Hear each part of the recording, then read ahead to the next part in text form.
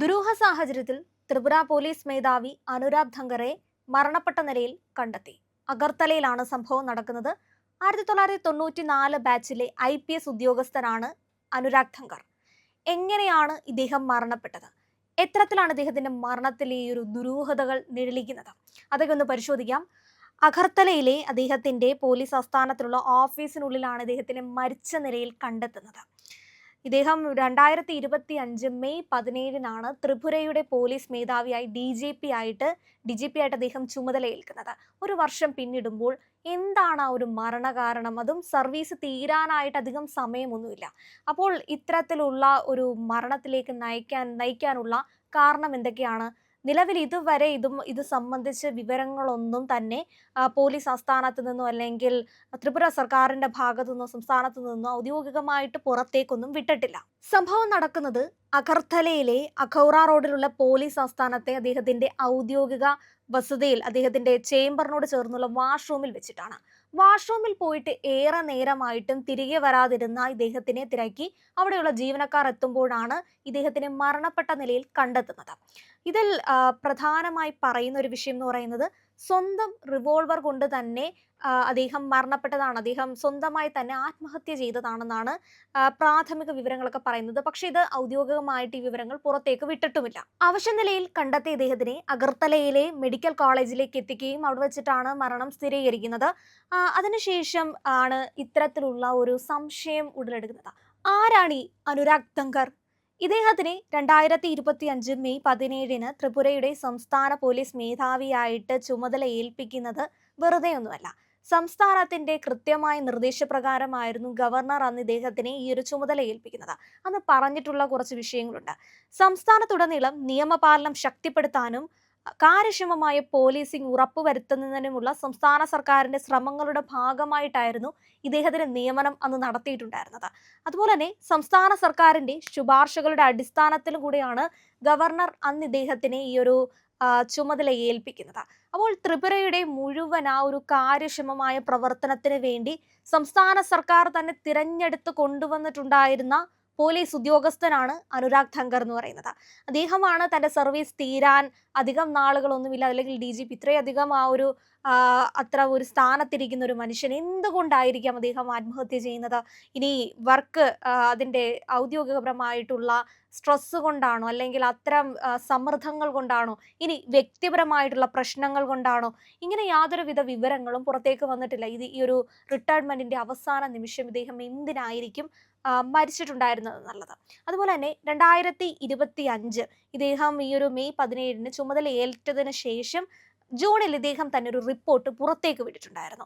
ത്രിപുരയുടെ നിലവിലെ അവസ്ഥകൾ വെച്ച് മാനിച്ചിട്ടാണ് ഇദ്ദേഹത്തിനെ അവിടെ ചുമതല ഏൽപ്പിക്കുന്നത്. അന്ന് പ്രതിപക്ഷം ഉന്നയിച്ചിട്ടുണ്ടായിരുന്ന പ്രധാന വിഷയങ്ങളാണ് പ്രത്യേകിച്ച് ഇവിടുത്തെ ക്രമസമാധാനം പ്രശ്നത്തിലാണ്. ഇവിടെ യാതൊരു മാറ്റവും ഉണ്ടായിട്ടില്ല, അനുരാഗ് വന്നതിന് ശേഷവും ത്രിപുരയ്ക്കൊരു മാറ്റവും ഉണ്ടായിട്ടില്ല എന്ന് പറഞ്ഞപ്പോൾ ഇദ്ദേഹം തന്നെ കുറച്ച് റിപ്പോർട്ടുകൾ പുറത്തേക്ക് വിട്ടിട്ടുണ്ടായിരുന്നു. അതിനകത്തിൽ പ്രധാനമായി പറയുന്നത് അനുരാഗ് ധങ്കർ സംസ്ഥാനത്തെ ക്രമസമാധാന നിലയിൽ ശക്തമായ അല്ലെങ്കിൽ ഗണ്യമായ പുരോഗതി ഉണ്ടാക്കിയതായിട്ടാണ് ആ റിപ്പോർട്ടുകൾ പറയുന്നത്. കുറ്റകൃത്യങ്ങളുടെ നിരക്കിലും റോഡ് അപകടങ്ങളിലും ഗണ്യമായ കുറവുണ്ടായി. മുൻ വർഷത്തേക്കാൾ അപേക്ഷിച്ച് 10% കുറവാണ് ഈ ഒരു മരണനിരക്കിന് തന്നെ ഉണ്ടാകുന്നത്. 8 മുതൽ 10% വരെ ഈ ഒരു കുറ്റകൃത്യങ്ങളുടെ നിരക്ക് കുറയുന്നു. അതുപോലെ തന്നെ വാഹന അപകടങ്ങളുടെ നിരക്ക് എന്ന് പറയുന്നത് 30% കുറവ് ഈ ഒരു റിപ്പോർട്ടിൽ പറയുന്നത്. അതുപോലെ തന്നെ റോഡ് അപകടം മരണസംഖ്യ 2024 126 നിന്നും വർഷം 2025 ഇദ്ദേഹം ചുമതല ഏറ്റ ആ ഒരു സമയത്തിലേക്ക് എത്തുമ്പോൾ 88ആയി. 126 നിന്ന് 88ആയി. അതുപോലെ തന്നെ ക്രമസമാധാന നില മെച്ചപ്പെട്ടതിന് പുറമെ മയക്കുമരുന്നിന് എതിരെയുള്ള പോരാട്ടത്തിൽ സംസ്ഥാന നിയമപാലകർ വലിയ വിജയമാണ് കൈവരിച്ചിട്ടുണ്ടായിരുന്നത്. അനുരാഗ് കയറിയതിനു ശേഷം അദ്ദേഹം കയറിയതിനു ശേഷമുള്ള ത്രിപുരയുടെ അവസ്ഥ എന്നൊരു റിപ്പോർട്ട് പുറത്തേക്ക് വിട്ടതിന്റെ വിശദാംശമാണിത്.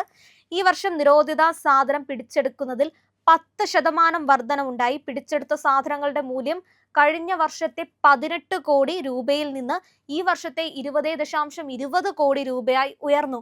അപ്പോൾ മയക്കുമരുന്നുമായി സംബന്ധിച്ച് അല്ലെങ്കിൽ അവിടുത്തെ കുറ്റകൃത്യങ്ങളുടെ നിരക്കുമായി സംബന്ധിച്ച് നോക്കുകയാണെങ്കിൽ അനുരാഗ് കയറിയതിനു ശേഷം ഒരുപാട് മാറ്റങ്ങളാണ് ഈ ഒരു റിപ്പോർട്ടിൽ നിന്ന് നമുക്ക് മനസ്സിലാക്കാൻ പറ്റുന്നത്.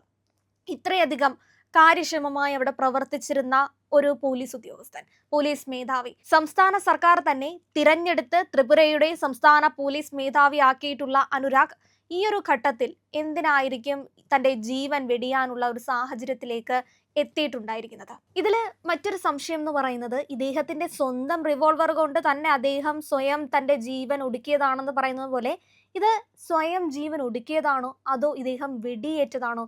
ഇങ്ങനൊരു സംശയം കൂടെ പറയുന്നുണ്ട്.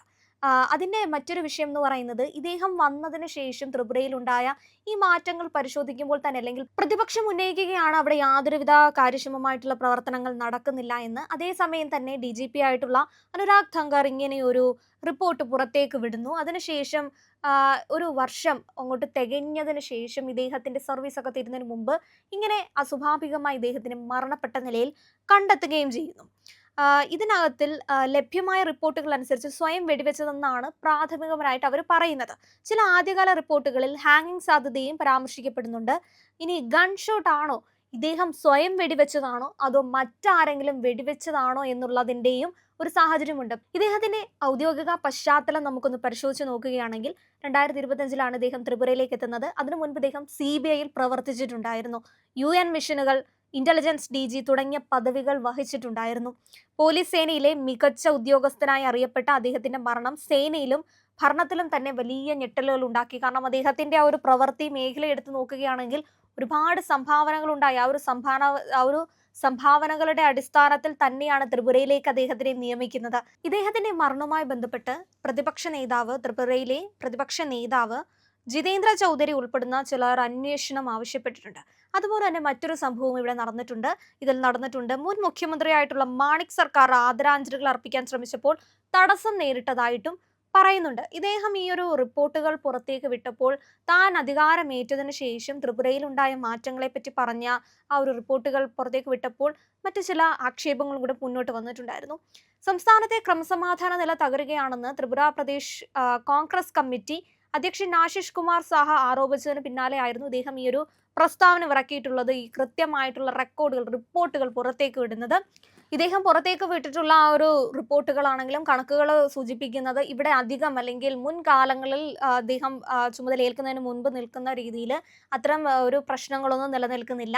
അതിന് കൃത്യമായിട്ടുള്ള കാര്യങ്ങൾ നടക്കുന്നുണ്ട്. അതുപോലെ തന്നെ ഏജൻസികൾ, കൃത്യമായിട്ട് ക്രമസമാധാനം പാലിക്കാനുള്ള ഏജൻസികൾ പ്രവർത്തിക്കുന്നുണ്ട്, അങ്ങനെ ടീം പ്രവർത്തിക്കുന്നുണ്ട് എന്ന രീതിയിലാണ് ഇദ്ദേഹം ഈ ഒരു റിപ്പോർട്ടുകളൊക്കെ പുറത്തേക്ക് വിട്ടത്. ഇത്രയധികം ചെയ്തിട്ടുള്ള, അല്ലെങ്കിൽ ഒരു സംസ്ഥാനത്തേക്ക് ഈ ഒരു ചുമതല ഏൽക്കേണ്ടത് സേനയുടെ മേധാവിയായിട്ട് വരേണ്ടത് ഇങ്ങനെ ഒരു ഉദ്യോഗസ്ഥനാണെന്ന രീതിയിൽ അനുരാഗിനെ അവിടുത്തെ സർക്കാർ തന്നെ, ത്രിപുര സർക്കാർ തന്നെ ചുമതല ഏൽപ്പിക്കുന്ന ഒരു ഉദ്യോഗസ്ഥൻ തന്റെ പോലീസ് റെക്കോർഡുകളിലൊക്കെ കൃത്യമായിട്ടും ഒരു മികച്ച ഉദ്യോഗസ്ഥനെന്ന് പറഞ്ഞു വെക്കാൻ പറ്റുന്ന ത്രിപുരയുടെ ഈ ഒരു പോലീസ് മേധാവിയുടെ മരണത്തിന് പിന്നിൽ മറ്റെന്തെങ്കിലും നിഗൂഢതകൾ ഒളിഞ്ഞിരിക്കുന്നുണ്ടോ? അതുപോലെ തന്നെ സംസ്ഥാന സർക്കാരും പോലീസ് സേനയും പുറത്തേക്ക് വിടാത്ത ഇദ്ദേഹത്തിന്റെ മരണകാരണത്തെ പറ്റി, അല്ലെങ്കിൽ മരണത്തിന്റെ പൂർണ്ണമായിട്ടുള്ള സ്ഥിരീകരണം പറയാത്ത ആ ഒരു സമയത്തോളം കൃത്യമായി ഇതിൽ മറ്റെന്തെങ്കിലും ഇടപെടലുകൾ ഉണ്ടോ, അല്ലെങ്കിൽ ഇദ്ദേഹത്തിന്റെ മരണം സ്വന്തമായി ആത്മഹത്യ ചെയ്തതാണെങ്കിൽ പോലും ആ മരണത്തിലേക്ക് നയിച്ചിട്ടുള്ളതിന്റെ